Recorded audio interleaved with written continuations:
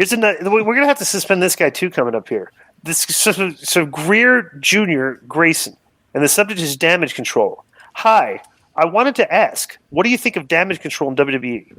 Dude, listen to if you're not going to listen to our show, right? Okay, and you're going to send in emails asking us what we talked about on the show that you didn't listen to, you will get suspended from the mailbag, which you're doing right now. Because do this guy too. It's an idiot. Tough week. We're not. Bro, we've been burying them since they came out. Right. Next is from Meechin Searleaf, and the subject is, does AEW feel like they need Punk? K100, what's going on? It's hard to disagree with the notion that Dynamite Grand Slam was probably the most seamless episode, which was well done. Obviously, this was done without their biggest star, CM Punk, and without the Bucks and Omega. Feels like the locker room is coalesced around each other to put their best foot forward. This warrants a few questions. Does the last couple of weeks of positive trending in terms of show quality and ratings give AEW and Tony Khan a false sense of security that they don't need them? Does that put Tony Khan in a precious position in terms of managing the morale, which seems pretty good in spite of recent events, when it comes to making a decision following up on the investigation? Can they keep the momentum going given the WWE has found their stride creatively and has a lot left in the tank, particularly with the Survivor Series being given prominence again with the incorporation of War Games? We'd love to hear your thoughts. As always, keep doing what you do. It's Micah from New Jersey. P.S. Konnan, as a Celtics fan, would love to get your thoughts on the news of Udoka's impending suspension for the season because it looks really messy in my eyes and probably derails another finals run. Well, we've already talked about it. Listen to K100 Talks. The most recent K100 Talks has some on there. Yeah, we just go check that out. We go in depth on that, by the way. Bro, let me tell you something. The momentum starts with AEW as soon as MJF came back. Okay, he's definitely a ratings draw on that show, and the show is considerably better when he's on.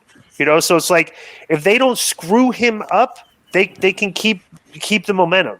But they need to be very careful of how they book him every week, and he needs to be, in the middle of the top guy stuff.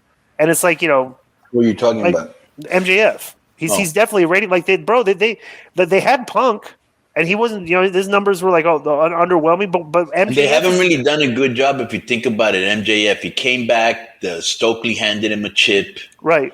And then he was sitting in the luxury box all bored. I mean, the only thing that's been getting him over as usual are his promos. Right.